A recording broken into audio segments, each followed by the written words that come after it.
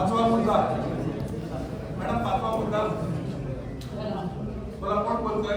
एकानेच कोणी बोलतोय? एफएसआयच्या संदर्भातला जो आहे ग्रामीण भागामध्ये जो एफएसआय वाढवलेला आहे, आम्हाला कल्पना आहे, शासनाचा तो निर्णय आहे, शासनाकडे सुद्धा आम्ही पाठपुरावा करत आहोत.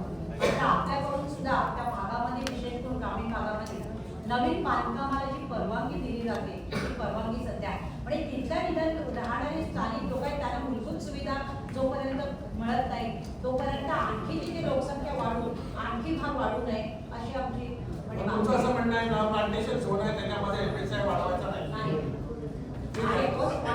नवीन बांधकामाला परवानगी नवीन बांधकामाला ग्रीन झोन प्लांटेशन झोन आपल्याकडे प्लांटेशन झोन आणि विशेष म्हणजे नवीन बांधकामाला अजिबात परवानगी नाही. पॉईंट करूचा एफएसआय ती काय वाढवायचा नाही ना?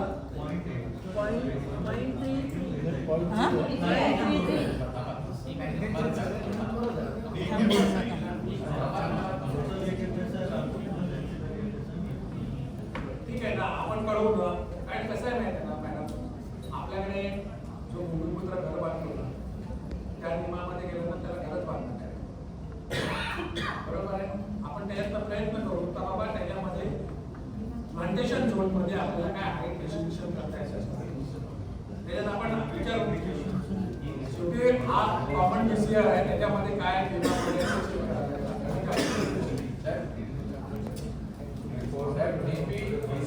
बरोबर आहे. बाकी पण आयुक्त साहेबांची मीटिंग झाली आहे, उपसंचालक साहेबांची मीटिंग झाली. रस्त्यावर 5 फुटावर मीटिंग बांधली झाली. आम्ही गेले 1.5 वर्ष 2 वर्ष तक्रार करतोय, कारवाईच होत नाही. फुटपाथ पण नाही, मेन रोडला आमच्या फुटपाथ नाही ठेवणार आपण साहेब. आज झोन मध्ये जे शासनाने निर्णय घेतलेले आहे तिकडे ते निर्णय लागू करणं यांच्या हातामध्ये नाही, ते शासनाचं बरोबर आहे. साहेब मला मान्य आहे, परंतु जेव्हा एखादी इमारत उभी आहे त्याच्या बाजूच्या सगळ्या इमारती आहेत त्या 20-20, 25-25 फूट आत आहे, तो बाहेर कसा आला? माणूस एकटाच नवीन आला ना साहेब. ऐका ना, नवीन नियम जो ऐकाय जो नवीन नियम शासनाने केलेले त्या नियमाच्या बाहेर अधिकाऱ्यांना जाऊ शकतात का? आम्ही तुम्हाला परत वरती पुढचं काय सांगतो आमचं आहे का? त्याची रोड मार्जिन जी आहे ना ती सरकोन परवानग्या दिल्या गेल्या आहेत आणि सरकवून असेल, ऐका सरकवून असेल तर तुम्ही कायदेशीर बाजू मांडू शकता. ऐका नाही ऐकत असेल महापालिका तर तुम्ही कोर्टात जाऊ शकता. आम्ही कोर्टात जायचं तर आम्ही कोर्टातच जाणार.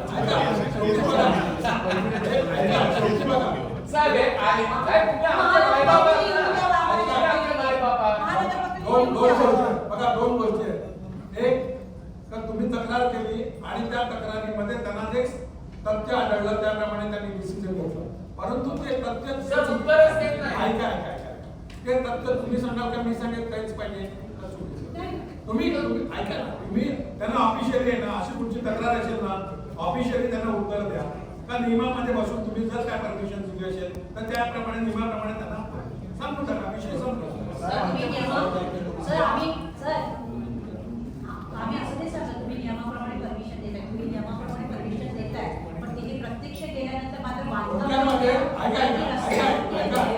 थोडक्यात त्यांचं म्हणणं असं आहे की जर असं कोण आपल्याकडे परमिशन आलं आणि तो जर रोडला जवळ येत असेल तर त्याला आपण रिक्वेस्ट करायचं, त्या आर्किटेक्टला सांगायचं का तुझा बाबा एफएसआय त्या मागे जाऊन सुद्धा लाईनीत ज्या बिल्डिंग आहे त्या लाईनीत घेऊन तुमचा एफएसआय बसू शकतो, त्यामुळे तू पुढे घेऊन नको. भले नियमात असला तरी तू मागे घे हे आपण सांगू शकतो त्यांना. सांगायचं का बाबा आर्किटेक्टला एवढं हा रस्ता तू सोडून कर. ते नियमामध्ये आपल्याला माहिती आहे का 0 मार्किंग वर पण येऊ शकतो, 2 मीटरवर पण येऊ शकतो, नवीन नियमामध्ये सगळ्या. परंतु त्यांचं असं म्हणणं आहे की ज्या ठिकाणी लाईनीमध्ये बिल्डिंग आहे त्या लाईनीच्या पुढे बिल्डिंग येऊ नये आणि त्याचा जर बिल्डिंग बसत असेल त्याचा एरिया बसत असेल तर त्याला आपण मागे घ्यायला सांगतो. कसं होतं साहेब, आता याच्यातला महत्वाचा मुद्दा असा आहे की आम्हाला पुढे चालायला फुटपाथ मिळणार नाही. पुढे लोकांचे आज सेंटेक्सचा प्रकल्प तिकडे भास्करवीमध्ये एवढा मोठा चालू आहे. आज मुख्य रस्त्यावर ग्राउंडच्या समोरची बिल्डिंग आहे, मुख्य रस्त्यापासून 5 ते 6 फुटाच्या अंतरावर आहे. उजव्या बाजूला लोकांना चालायला फुटपाथ पण नाही आणि तो तेवढा मोठा रस्ता पण नाही. आज ते सगळे रस्ते आहेत जे त्याचे सत्यानाश रेड्डी साहेबांनी करून टाकलेला आहे. पर्यायी रस्ता पण उभा राहणार नाही. आज तिथे बांधकाम झालेली आहे. पुढे आमच्या पुढच्या पिढीने जायचं कुठून? विरारमध्ये साहेब आपण मोठे मोठे रस्ते झालेले आहेत. कमी आहे, अस्तित्वात कमी आहे आणि डीपी रोड असेल ना त्याचे मोठा आणि भविष्यात नवीन प्लॅनिंग मध्ये रस्ते रुंद करू नका. डीपी रोड मोठा असते, बरोबर ना? काही ठिकाणी प्रत्यक्ष कमी असते.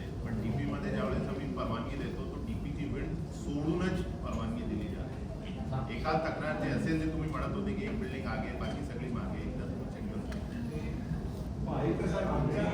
सामान्य माणसाच्या डोळ्याला दिसते ते तुमच्या अधिकाऱ्याच्या डोळ्याला दिसतच नाहीये.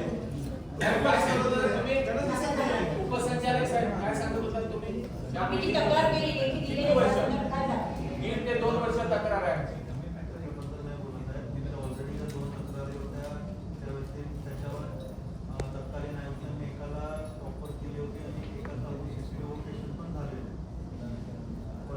नाही साहेब, या पण आमच्या तक्रारी आहेत. अजून एक तक्रार आमची आहे आयुक्त साहेब, महापौर साहेब, महापालिकेच्या तात्कालिक नगर परिषदेला कलेक्टरनी जमीन दिलेली आहे कचरा कुंडीसाठी. क्षेत्र माझ्या एक्झॅक्ट लक्षात नाही. त्याच्यावरही आता बिल्डिंग बांधायची आपली परवानगी गेलेली आहे. त्याचेही अर्ज आम्ही केलेले आहेत. ठीक आहे ना, जे अर्ज असतील ना त्यांचे निकाली काढून टाका.